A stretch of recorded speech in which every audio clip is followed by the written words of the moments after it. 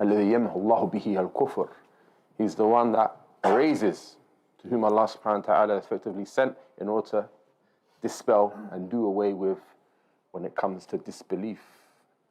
Now, so inshallah ta'ala, today's point will be the second mawdu'.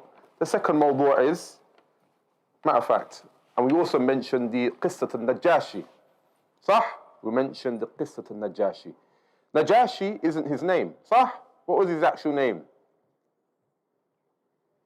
All of the kings in that region in Abyssinia, yeah, were called Najashi. But he actually had a name, Asmaha. Yeah, also translated as Negus. Yeah, so his name was Asmaha.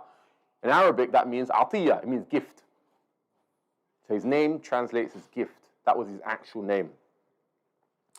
And we mentioned the story of how he was brought forth, well, the Sahaba. Who from the Sahaba went to see Najashi? Ja'far ibn Abi Talib, صح? Yeah? What surah was read in front of Najashi? Surah Maryam, صح? Yeah?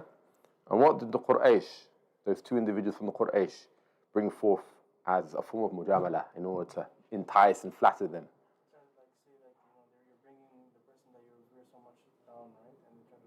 Yeah, but before that, what did they offer as? Oh, leather. They offered leather. Who did he offer it to first? To the generals. Well done. Yeah? And then by way of that, they came to Najashi. Yeah? And then as you mentioned, brother, mashallah, they tried to accuse them of treason. It was like a hefty crime. Yeah? To make it seem as if they were criminals, mujrimun. So that he would hand them over. And then, as we saw from the story, it did not convince him. So he said, you know what? Effectively, let's use a prophet that he respects and reveres to make it seem as if they have cursed and belied him. Sah? And they say such and such about Isa ibn Maryam, which he did not believe.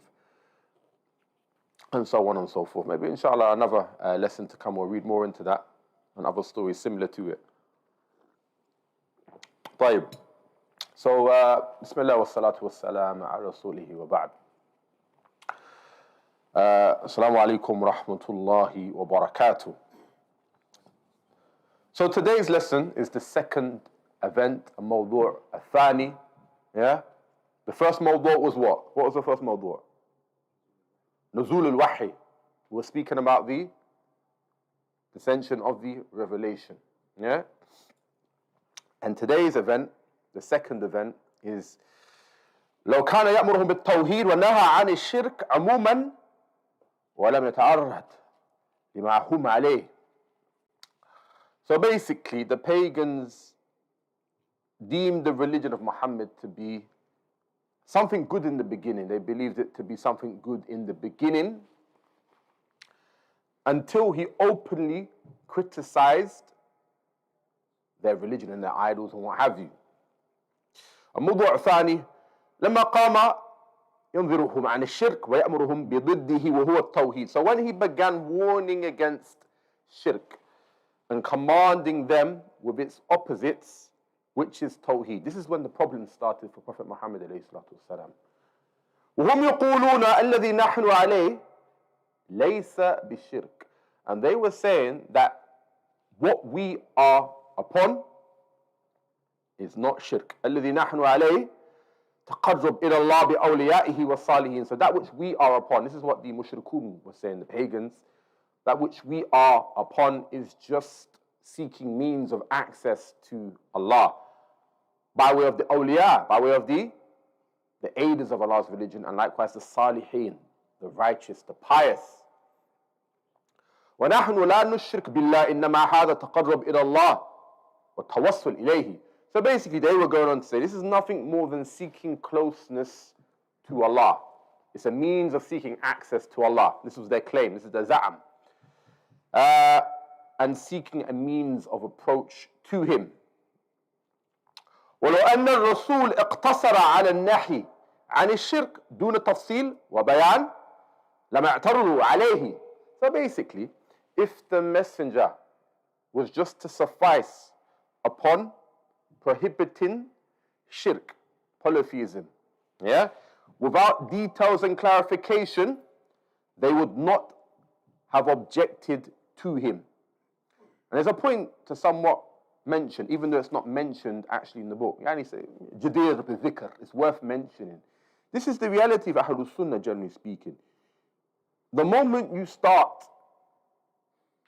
speaking about Tawheed in details and that which opposes it from the kufr and the bid'ah, this is when the people will oppose you.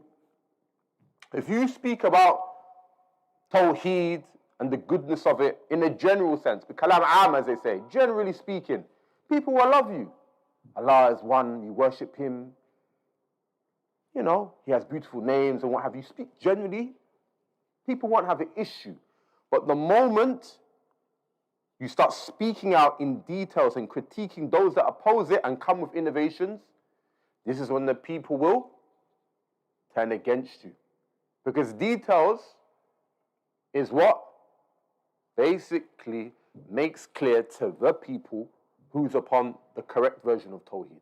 Yeah, Tawheed is one, but some people obviously, gloss their version of Tawheed to make it seem true, but it's, watered down. It's upon Taymiyyah effectively.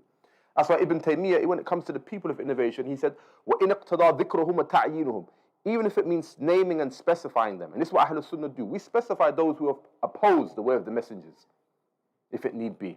Yeah?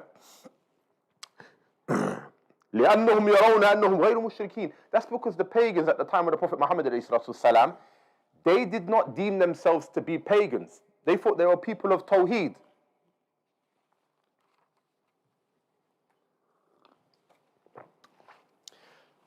لم يكرهوا ذلك استحسنوه, and they did not like it. They deemed it to be good, their actions. وحدثوا أنفسهم بالدخول فيه إلى أن صرح بسبب دينهم وتجهيل علمائهم. And he considered entering into it until he explicitly criticized their religion and deemed their scholars to be ignorant. So this is the reality of Ahlul Sunnah as well. We can make a comparison, because when you start showing the errors of the deviant scholars and how they've opposed the Anbiya or Rusul in their call to so-called their version of Tawheed, this is when the hatred comes your way. And I can, Allah knows best, somewhat say this from experience. When we used to go to Speaker's Corner and speak about Tawheed, generally speaking, people would love you. But the moment you warn against those evil callers, yani du'at ala abu abad jahannam, those callers that effectively call to the gates of the hellfire, this is when people turn against you. And this is an important point also to make mention of, that it's not a condition that everyone loves you or likes you to be upon the truth. Some people, they even say the Christians are going to paradise. That's how much they want the people to like them. No. فحينئذ شمروا له ولأصحابه عن ساق العداوة. So at that time they ignited the flames of enmity towards him and his companions. أي لأنهم يفسرون الذي هم عليه أنه ليس بشرك. That's because they effectively explain that which they were upon to not be polytheism, paganism. لكن عندما تقول لهم هذه الأضرحة وهذه القبور التي تعبدونها. So when you were to say to these individuals that these shrines and these graves that you are worshipping, وَتُنْذِرُونَ لَهَا, and that you give oaths to or make vows to, وَتَذْبَحُونَ لَهَا, and likewise you slaughter for, عَمَلُكُمْ هَذَا هُوَ الشِّرْكِ, your actions are paganistic. عند ذلك تثور ثائرتهم. So when you say this to him, it ignites the flames within them. They get angry. هذا هو الذي فعله الرسول. So this is what the messenger did. هذا الذي فعله الرسول. The messenger did this. نهاهم عن عبادة اللات والعزى ومنات والأصنام. So he prohibited them, i.e. from trying to worship Lat, wal-Uzza, wa Manat, and the idols. And we mentioned a nice point in regards to those idols at the time of Nuh alayhi salatu salam. What was that mahal shahid behind it? Bismillah. They were righteous people. That worship only came about when the knowledge of So at the time of Nuh alayhi salatu salam, there were righteous individuals at hand. And we mentioned the first person worshipped on the face of the earth other than Allah Jalla wa Ala was a person called Wad. This is when shirk first manifested itself upon the earth. And what did the shaitan do? He waited for the knowledgeable men amongst Qawm Nuh to pass away. Then he lured them in with saying, listen, in order to venerate the righteous and the pious, you must build statues of them, timthal, suwar. So he waited for what? The knowledgeable men to pass away. He knew that if there was knowledgeable men amongst them, they would prohibit this act. This is the importance of ilm, yeah? The importance of knowledge. And then he goes on to say after that, وَقَالَ لَهُمْ لَسْتُمْ عَلَى شَيْءٍ. And he said to them, you guys are not upon anything. وَهَؤُلَاءِ الَّذِينَ يَدْعُونَكُمْ إِلَيْهَا هَؤُلَاءِ ضُلَّالٌ. So you're not supporting anything in this regard. And these people who call you to it, these scholars are astray. فَحِينَمَا قَالَ لَهُمْ ذَلِكَ فَاوَتْ ثَائِرَهُمْ. Yeah, فَاوَتْ ثَائِرَتُهُمْ حَمِيَّةً لِدِينِهِمْ. So their rage was ignited.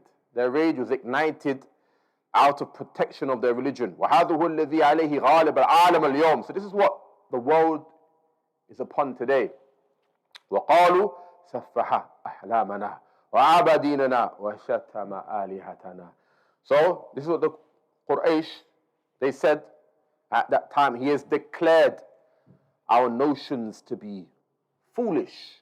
Yeah, criticized our religion and ridiculed our gods. Yeah, they said he has declared our notions to be foolish, criticized our religion and ridiculed our gods. What was the Quraysh's original name? Fihr. Go back to Fihr bin Malik. Yeah, that was their original name. وَلَوْ أَنَّهُ مَا شَتِمَ آلِهَتُهُمْ. So if he was not to effectively dispraise or speak ill of their deities, the Messenger alayhi salatu wasalam, وَلَا عَابَ دِينُهُمْ, and he wasn't to pull false in their religion, مَا قَالُوا لَهُ شَيْئًا, they wouldn't have said anything. Yeah? The Quraysh wouldn't have said anything to him. Just like the people of innovation today. If you don't speak against their innovation, 9 times out of 10, they ain't got a problem with you. It's only when you start speaking in details about where they go wrong, that's when they have an issue with you. You could be calling upon other than Allah, but as long as you don't speak against them, they'll be cool with you. Yeah? فَلَوْ اقْتَصَرَ عَلَى قَوْلِ الشِّرْكَ قَبِيحٌ وَالتَّوْحِيدُ طَيِّبٌ. So if he was just to suffice by saying that shirk is something despicable and tawheed is something good, وَلَا عَابَ آلِهَتُهُمْ وَلَا سَبَّ دِينُهُمْ لَمَا عَرَضُوهُ. Yeah. لَمَا عَرِضُوهُ. So if he hadn't criticized their gods or spoken ill of their deen, their religion, if he hadn't done so, they would have not raised any objections. وَمَعْلُومَ أَنَّهُ لَمْ يَشْتُمْ عِيسَى وَأُمَّهُ. So it's known that he didn't dispraise Isa ibn Maryam, neither his mother. وَلَا الْمَلَائِكَةَ وَلَا الصَّالِحِينَ. And neither did he dispraise the the angels and the righteous. الرسول ما سب الصالحين, the messenger, he never spoke ill of the righteous, the pious. وإنما سب عبادة غير الله. Verily he spoke ill of worship to other than Allah. This was the issue. Yeah. وبين أن الأنبياء الله وعباده الصالحين وملائكة لا يرضون أن يعبدوا من دون الله. So then he goes on to say he clarified that the prophets of Allah, and his pious slaves and the angels are not pleased that they should be worshipped besides Allah. لكن لما ذكر أنهم لا يدعون لكن لما ذكر أنهم لا يدعون ولا ينفعون ولا يضرون جاءوا شيئا شتما. However, when he mentioned that those being worshipped cannot call out to those worshipping them, nor can they bring benefit or cause harm, they considered that to be revilement. لما قال إن عيسى لا ينفع ولا يضر. So when it was said that Isa, he can't bring harm or benefit, وإن الملائكة لا تنفع ولا تضر, and that the malaika, that the angels, they can't benefit nor bring harm. وَإِنَّ الصَّالِحِينَ لَا يَنْفَعُونَ وَلَا يُضُرُّونَ, and that the righteous, the pious, they can't likewise either bring harm or any good or benefit. عَلُوا ذَلِكَ تَنَقُّصًا لِلصَّالِحِينَ, they considered it to be belittlement of the pious. وَيَقُولُونَ لِأَهْلِ التَّوْحِيدِ أَنْتُمْ لَا تَبْنُونَ عَلَى أَضْرِحَا, and it was said to the people of Tawheed, yeah, meaning these people, they say to the people of Tawheed, أَنْتُمْ لَا تَبْنُونَ عَلَى أَضْرِحَا, you guys don't build upon graves, yeah, you don't build upon, you know, these statues on top of the gravesite. وَهَذَا حَقُّهُمْ عَلَيْهَا, so basically they said that these particular ways in which we build on top of the grave, this is their haqq, this is their right upon us. And likewise, there's clear text in the Sunnah that this is something prohibited. There's clear text in the Sunnah. This is something prohibited. Building these sort of adriha, these shrines on top of the qubur. This is something prohibited. We're going to read the narration. And Abi Hayyad al-As'adi قال لي علي ibn Abi Talib. So it's noted that Ali ibn Abi Talib, he mentioned this, yes. ألا أبعثك على بعثني عليه رسول الله. Yeah, ألا أبعثك على ما بعثني عليه رسول الله. So the messenger, or basically Ali ibn Abi Talib, goes and says, shall I not send you upon the mission? Yeah, shall I not send you upon the mission with which the messenger of Allah والسلام, sent me? أن لا تدع تمثالا إلا تمسته. Yeah, that you do not leave a graven image except that you efface it. Yes. And then he goes on to say, وَلَا قَبْرًا مُشْرِفًا إِلَّا سَوَيْتَهُ, and do not leave a built over grave but that you level it. So here we can clearly see that Ali ibn Abi Talib, what number successor was he? Number 3? Number 4. Yeah? Number 4. And his nickname or his kunya was Abu Turab. Sah? Yeah? We can clearly see here that there is a prohibition clearly by way of a fourth rightly guided successor that we do not build graven imagery or graven like statues over qubur, the adriha, the shrines. We don't decorate them, and neither do we create like a house, and likewise do we build masajid over them. Yeah? And then in the ta'liq of this, it's mentioned in Muslim Kitab al-Janaiz, أي بالأرض ففيه أن تصوير الصورة محرمة من المنكرات. But if you level it, meaning with the earth, in this regard, crafting and graven images forbidden amongst the evil deeds. Yes. يقولون حقا علينا إكرامهم والبناء على قبورهم. So they go on to say, it's upon us to honor them. These are people of innovation, likewise the mushrikun at the time of the Prophet ﷺ. It's upon us to honor them and build structures upon their graves. هذا من حقهم علينا وهذا من تقديرهم. And this is what they're going to say, that it's from their rights upon us that we obviously carry this out and respect them in that regard.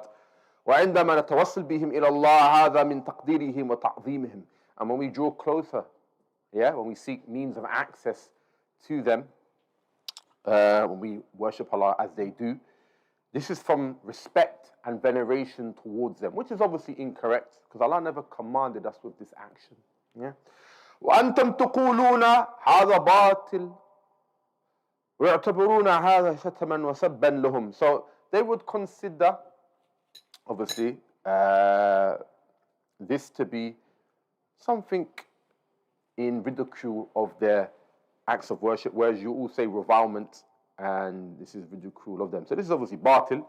هذا الذي يفسرون به أعمالهم. So this is what they explain by way of their actions. Yeah. هذا الذي يفسرون به أعمالهم. وهذا موجود الآن على ألسنتهم وفي كتبهم. And this is likewise present today upon their tongues and likewise within their books. And I mentioned, I think in the very first lesson, in the Muqaddimah, I mentioned that Muhammad ibn Abdul Wahhab, he wasn't the first person to come and, wipe away and likewise flatten the graves. Because they try to say, Muhammad Abdul Wahhab, he came with this. No. Who did we mention? Ibn Aqil, no doubt, he was the one that came with the hadith. Sah. But if we talk about scholars who came after, we have Ibn Aqil. Yeah? Al-Hanbali. Al-Rustum as well, from the Abdul Salam al-Rustumi. Yeah? From the Hanafi madhab. Yeah? Who came way after. And likewise, even Al-Razi, from them, he was against this act of worship. Yeah? There's also one I saw of men ordering the graves to be leveled of his daughter.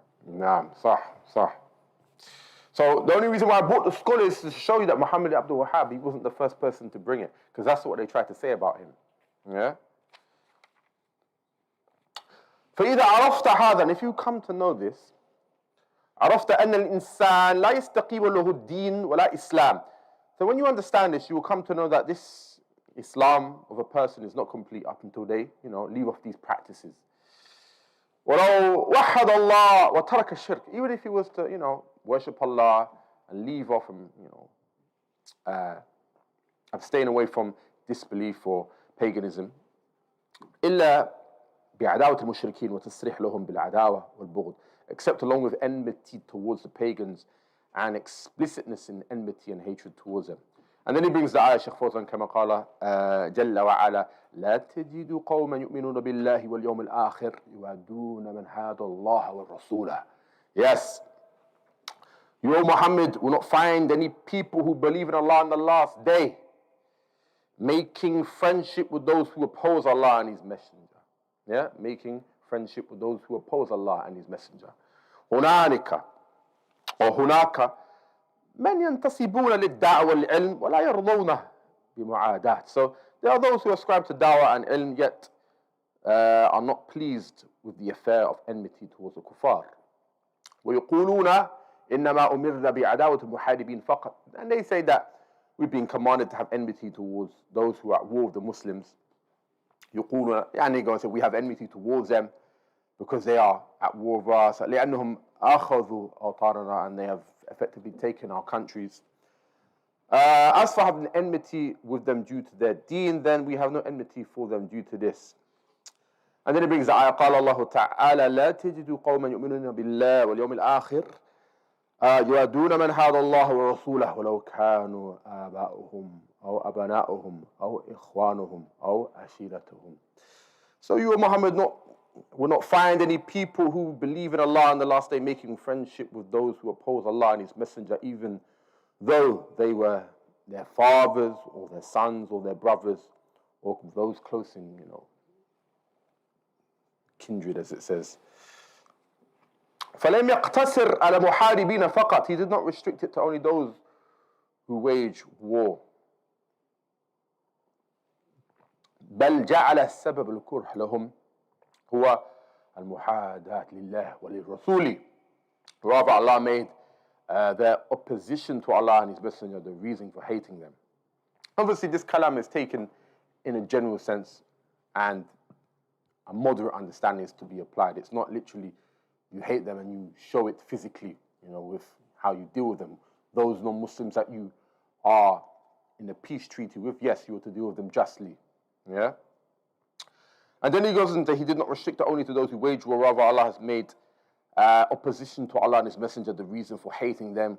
And what great opposition to Allah and His Messenger could there be than disbelief and association of partners with Allah in worship? Therefore, he goes and says, لا تجوز ودة الكفار كلهم. So, therefore, it's not permissible to love any of the kuffar. And then he brings, يا أيها الذين آمنوا لا تتخذوا اليهود والنصارى أولياء بعضهم أولياء بعض. O you who believe, take not the Jews and the Christians as friends and protectors. They are but awliya to one another. And then he brings the ayah, وَمَنْ يَتَوَلَّهُمْ مِنْكُمْ فَإِنَّهُ مِنْهُمْ إِنَّ اللَّهَ لَا يَهْدِي الْقَوْمَ الظَّالِمِينَ. And if anyone amongst you takes them as protectors, then surely he is one of them. And do not take them as your beloveds. يعني محبوبين. Do not take them as beloveds. Yeah? And then he brings the verse, لا تتخذوا عدوي وعدوكم أولياء. O you who believe, effectively, do not take my enemies as your enemies as friends.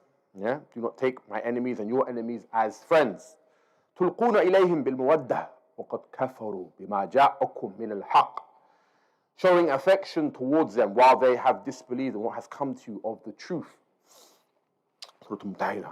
So there's an important thing to understand here, yeah? There's an important thing to understand, which many people somewhat take on a surface level understanding. There's two things here, you guys should write this down. It's at-tawalli wal-muwalat. Two things here to understand from these verses. At-tawalli and muwalat, yeah? Allegiance, at-tawalli, is of two types with the kuffar. Allegiance, at-tawalli, is of two types, yeah? This is an important part to remember. You have that which entails love of idolatry or love of unbelief. And having love for its people due to their idolatry and unbelief, or to support the idolaters, the kuffar, in fighting against the mu'mineen, with the niyyah of making idolatry prevail over Islam. Yeah? Meaning the person's niyyah, his intent, is to support the mushrikeen over the mu'mineen, over the believers, and to make idolatry manifest. So it's not to make the kalimatullah ulya. They're trying to make kalimatul kufr ulya. They're trying to make idolatry prevail over Islam.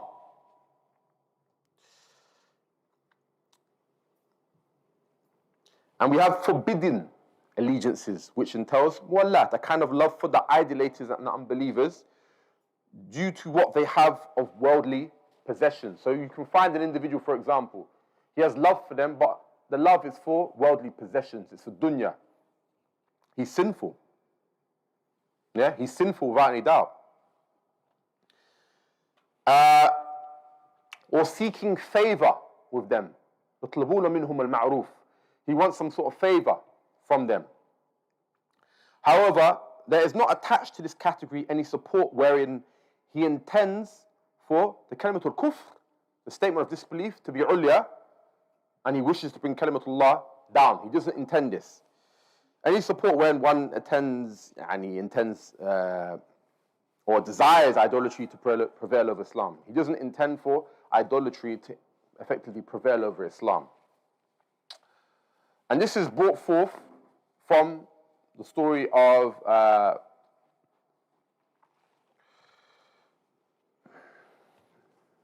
Hatib ibn Abi Balta'a. Yes. So we're going to read through this story now, which is important because it shows many things. So what we can learn from this, I'm going to read it now. عن علي رضي الله عنه قال بعثني رسول الله والزبير ابن عوام وأبا مرثد الغنوي وكلنا فارس فقال. So he sent the following, yes?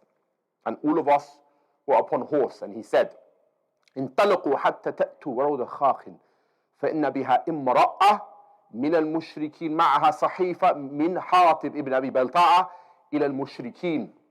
So proceed till you reach the Rawd al-Khakh, yeah? Rawdatul Khakh, wherein there was a woman from the pagans carrying a note, yeah, or carrying a letter sent by Hatib ibn Abi Balta'a to the pagans of Mecca.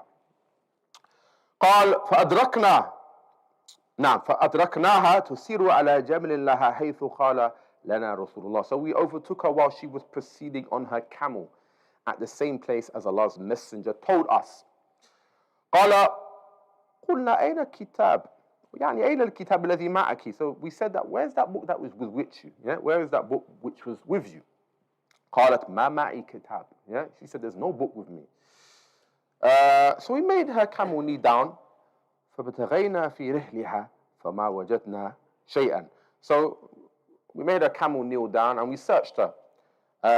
And likewise went through her baggage but could not find anything. قال صاحبي ما نرى كتاب. So my two companions said, قال قلت لقد علمت ما كذب رسول الله والذي يحلف به. So I said, I know that Allah's messenger did not tell a lie. And then he goes on to say, لتخرجن الكتاب أو لأجردنك. If you do not bring out the letter, I will strip you of your clothes. قال فلما رأت الجد مني أهوت بيدها إلى هجتها وهي محتجزة بكساء فأخرجت الكتاب. So when she noticed I was serious, she put her hand into the knot of her waist sheet, for she was tying a sheet of paper around herself, and brought out the letter.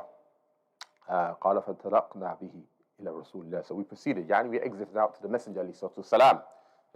فانطلقنا به إلى رسول الله. فقال ما حملك يا حاطب على ما صنعت. So the Prophet said, what made you do what you have just done? Hatib replied, يعني قال ما بي إلا أن أكون مؤمنا بالله والرسول. So I have done nothing except that I believe in Allah and His Messenger and His Apostle. ما غيرت ولا بدلت. I have not changed nor have I apostated. I have not changed nor have I left the religion. أردت أن تكون لي عند القوم يد يدفع الله بها عن أهلي ومالي. But I wanted to do the favor to the people, pagans of Mecca, my people, from the people of Mecca, the pagans, through which Allah protected my family and property. وليس من أصحابك هناك إلا وله من يدفع الله به عن أهله ومالي. As there is none among your companions but has someone in Mecca through whom Allah protects his property against harm. قال صدقة فلا تقول له إلا خير. So the Prophet said, Hatib has told the truth. Hatib has told the truth. So do not say anything but good. قال فقال عمر بن الخطاب أنه قد خان الله ورسوله والمؤمنين. So Umar ibn al-Khattab became, he said that verily this person has betrayed Allah, the Messenger and the believers. فدعني أضرب عنقه.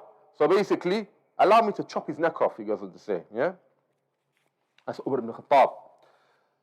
قال فقال يا عمر وما يدريك لعل الله قد اطلع على أهل بدر. So, oh Umar, what do you know? Perhaps Allah looked upon the warriors of Badr and said, يعني فقالوا اعملوا ما شئتم فقد وجبت لكم الجنة. Yeah? So do whatever you like, for I have ordained that you will be in paradise. قال فدعمت عيني عمر وقال الله والرسول أعلم. So Umar, upon that, he wept and said, Allah and His Messenger know best. And then he brings the ayah, لا تتخذوا عدوي وعدوكم أولياء تلقون إليهم بالمودة وقد كفروا بما جاءكم من الحق. So, as Allah mentions, do not take, yes, my enemy and your enemy as protectors, as allies, extending to them affection while they have disbelieved in what has come to you of truth. يخرجون الرسول يخرجون الرسول وإياكم أن تؤمنوا بالله ربكم, having driven out the messenger and yourselves only because you believe in Allah as your Lord. So the verse was revealed due to Hatib ibn Abi Balta'a. It was a verse that was revealed for him. And expresses effectively love for the unbelievers does not fully nullify one's iman. So love for the unbelievers, it does not fully, negate iman as some have claimed. It's not the case.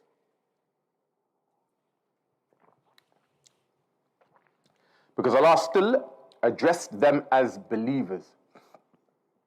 Because Allah still addressed them as believers. Yeah? And we can see from the deed of Hatib that his intent was not to support the idolaters against the mu'mineen. Yeah? What was it for? Who remembers? It was to protect his family. It wasn't to support idolatry and allow that to topple Tawheed. Yeah? That's why the intent, the niyyah, is important. For example, if you see somebody, he's feeding information to the enemy in order so that Islam is toppled, and you see slowly and slowly and slowly elements of the religion, Tawheed, going down the drain. For example, the worship of Allah being taken away. Yeah? You understand maybe his niyyah is to topple Islam. For example, these people that say, oh yeah, mashallah, the Houthis are doing stuff for Islam. Did you know in Yemen right now there's a part of Yemen, there's no Friday prayer? Look at that. They're talking about them holding the banner of Islam up. Friday prayer is gone for Sunnis in one part of Yemen.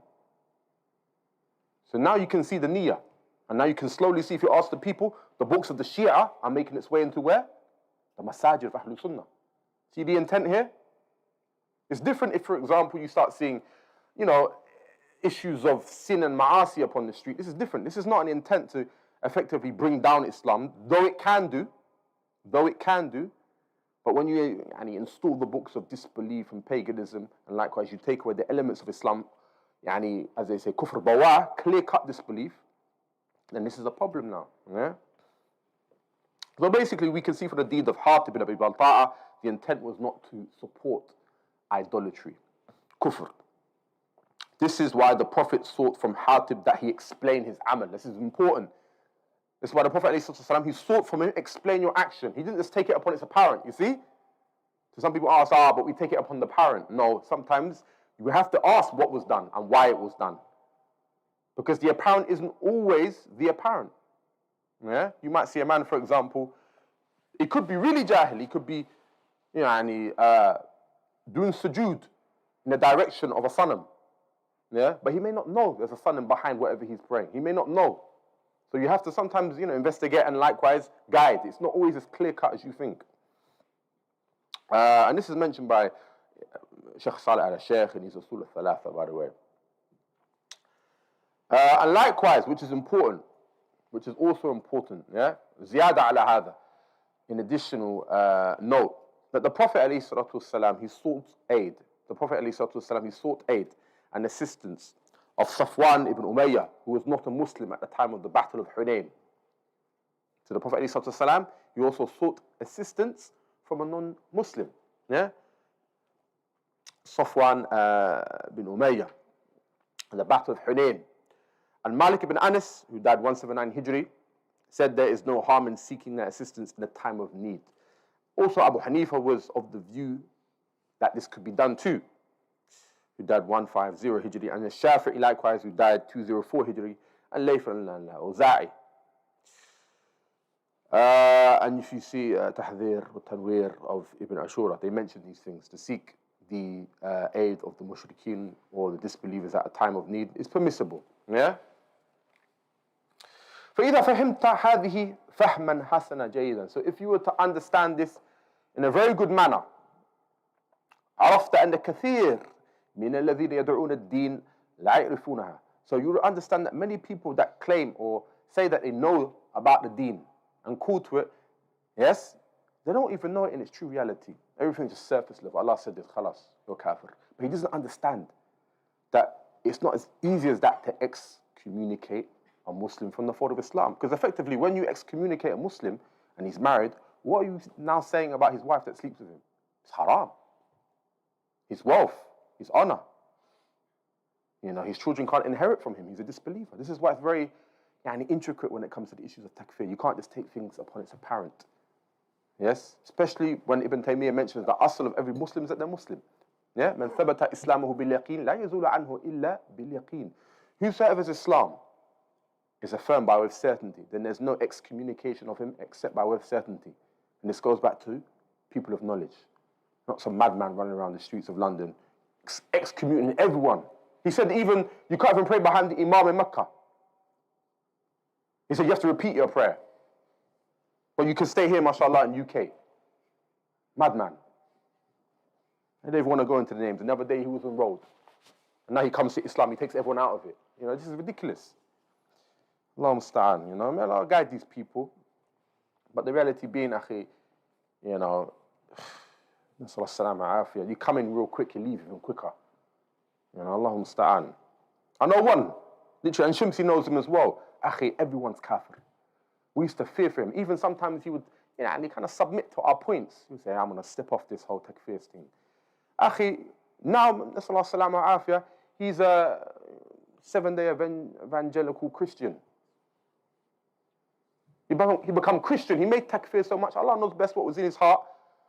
But he was on this, excommunicating Muslims here and there. Next thing you know, this is like 15 years later. Now he's a Christian. It reminds me of the hadith of the Prophet ﷺ, whosoever says to his brother, "O kafir," it will return to one of them. You see it? So this is the reality and the dangers of takfir. Yeah? And then he goes on to say, Shaykh Fawzan, هذا الصحيح فإنك لو تسأل كثيرا من العلماء والمتعلمين عن هذه المسألة مسألة الولاء والبراء. So if you were to, this is effectively true, yeah? If you were to ask many from the scholars and those students of knowledge about this issue, مسألة الولاء والبراء, the issue of allegiance and disavowalment, yeah? تجدوهم لا يعرفونها, you will find that they don't know it. يقولون لا يلزم بغضهم دينهم هو يعني دين عداوة ديننا واحدة أو دين مودة ودين مصالحة ودين كذا يعتبرون هذا من مدح الدين. So you'll find that they do not know about it. They will say it's not binding upon us to hate them. Our religion is not a religion of enmity. Our deen is one of love, a deen of conciliation and of the religion. And they deem that this is to be a religion of praise. فمودة المشركين أنهم لا بأس به. Yeah, مودة المشركين عندهم لا بأس بها. So therefore there is no problem according to them with loving pagans. Obviously, yeah, we don't love the pagans. Yeah? We're the first to refute them. We're on the streets on a Friday refuting paganism. Yeah? What do you think Christianity is? That not paganism? You see one of them the other day saying, no, we've got our own problems in the Muslim Ummah. Don't refute the Christians, they're good. Disbelief. And he doesn't realize it, but he's fell into disbelief. We've got our own problems, so we just stop calling to Tawheed and we deal with you. You're a madman. Yeah, literally, subhanAllah. You know, sometimes it reminds me of the statement of the Prophet ﷺ. ليس الخبر كالمعاينة. ليس الخبر كالمعاينة. Meaning, hearing news of something is not like seeing it. When you used to hear, subhanAllah, that sometimes they stop Ahlul Sunnah calling to Tawheed, and you think, subhanAllah, who would do that? What Muslim would do that? And then you see it in front of you, you think, subhanAllah, you know, what's in your heart? We're calling people to La ilaha illallah, the worship of Allah Jalla wa Ala, alone, and you're here just saying, we got problems. You got problems. You know, this is the reality. You've got problems. You need to stay quiet. And then he goes on to say there's no harm in conciliation with them in affairs of diplomacy. However, conciliation with them by leaving off hating them is not permissible. This is Shaykh Fawzan speaking. وإلا فما الذي حمل المسلمين على الصبر على ذلك العذاب والضر والهجرة إلى الحبشة. Otherwise, what was the case? يعني it caused the Muslims to be patient in enduring that torment and imprisonment, beating and migration to Ethiopia. ما السبب ما نال المسلمين من Mecca? What was the cause of what يعني the Muslims encountered in Mecca? هل لأنهم مسلمون يصلون ويصومون? Was it just because they يعني happened to be Muslims and were praying and they were fasting? لا بل لأنهم أبغضوا الكفار. Yeah? عداوهم. Yeah? No, rather it was because they hated the kuffar and had enmity for them. Yeah? And this was the reason. Otherwise, had they fasted, prayed and busied themselves with the remembrance of Allah, not displaying objection towards anyone whom they had encountered harm, ما حصل لهم أذى بالضرب والحبس والأسر. So such as beating or imprisonment and detainment. Yeah? ولا يحتاجوا إلى الصبر. So they would not have any need for patience.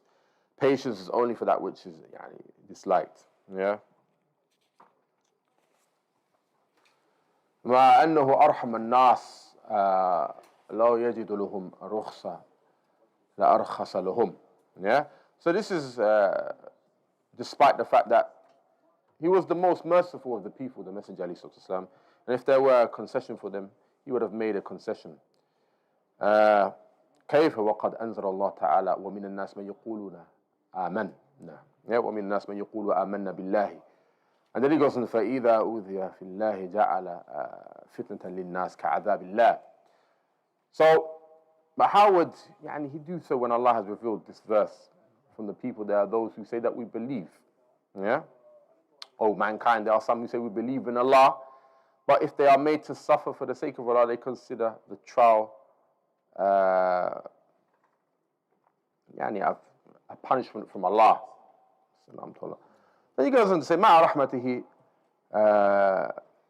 despite his mercy towards his Sahaba, his companions, he did not allow his Sahaba to compromise any of the religion. And he did not allow them to do this even though he was kind and merciful. Had there been a concession for them in abandoning the manifestation of the deen, he would have granted it to them. بل إن الله أنزل عليه ومن الناس من يقول آمنا بالله فإذا أوذي في الله جعل فتنة الناس كعذاب الله. So, but if they are made to suffer, they consider the trial of mankind as Allah's punishment, as Allah mentions. لكن إذا جاء الامتحان, when a trial comes their way, إذا أوذي في الله إذا أوذي بسبب قوله آمنت بالله وسبب توحيدي فإنه لا يتراجع عن دينه.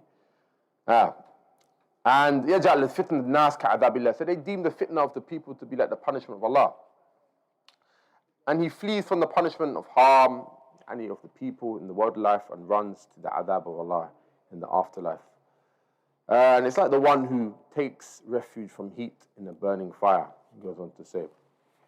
And I think we'll end it there upon one note. So the Hijra to Medina, I remember mentioning the Hijra to Medina. So the Prophet ﷺ, he migrated to Medina with Abu Bakr. Yeah? And also Abu Bakr's freed slave. Yeah? That's Amr ibn Hurraira. Also, alaykum salam wa rahmatullah, Amr ibn Hurraira, the freed slave. And they were shown the way by Abdullah al-Urayqit al-Laythi. Yeah? They were shown the way, and he was not a Muslim. Once again, Prophet ﷺ, when he fled from Mecca to Medina, he was shown the way by a person called Abdullah bin al-Urayqit, I believe it is, al-Laythi, who was a kafir. And it's not known that he ever accepted Islam. Yeah? After Rasul, ﷺ, he spent 13 years in Mecca. Allah permitted him to migrate to Medina. This hijrah resulted in the blessed Ansar, who assisted him, even though before he migrated, the Prophet would present himself to the tribes during Hajj season and say, "Ala rajulun yahmiluni ila qawmi." Is there not a man who would take me to my people? And then he goes, فَإِنَّ قُرَيْشًا قَدْ مَنَعُونِي أَنْ أُبَلِّغَ كَلَامَ رَبِّي. For surely the Quraysh have prevented me from conveying the my Lord's speech. Thus Allah, He honored the Ansar and He accepted the hijrah of the Prophet to them. And they made a covenant with him as they protected themselves and their children, and they presented their wealth to him. Then Allah permitted the Rasul to migrate, so that the Prophet he informed his Sahaba of this and permitted them to leave. So most of the Sahaba went to Medina before the Prophet. Abu Bakr sought permission to migrate, but the Prophet did not give it to him. It's though the Prophet ﷺ wanted to honor Abu Bakr by his companionship as they were to migrate together. So the Prophet ﷺ was asked by Abu Bakr, can he leave? But the Prophet didn't at first allow it. It's as if the Messenger was allowing for that companionship, that special companionship to take place in the cave. And then he brings the ayah that as they migrated together, Abu Bakr and the Messenger, إِلَّا تَنْصُرُوهُ فَقَدْ نَصْرَهُ اللَّهُ إِذَا أَخْرَجَهُ الَّذِينَ كَفَرُوا ثَانِيَ إِثْنَيْنِ إِذْ هُمَا فِي الْغَارِ, as he mentions in the verse. And if you do not aid the Prophet ﷺ, Allah has already aided him when those who disbelieved had driven him out of Mecca as one of the two. إِذْ يَقُولُ لِصَاحِبِهِ لَا تَحْزَنْ إِنَّ اللَّهَ مَعَنَا. And when it was said to his companion, do not grieve, verily Allah is with us. Yeah? And this was only for Abu Bakr. Yeah? This ma'iyya, yeah, that Allah mentioned, it's only for Abu Bakr. Yeah? And from Allah's aid for the Nabi was sending Abu Bakr as his sahib, as his companion. The second aid was Allah being with them, and in relation to Allah being with his slaves, his ibad.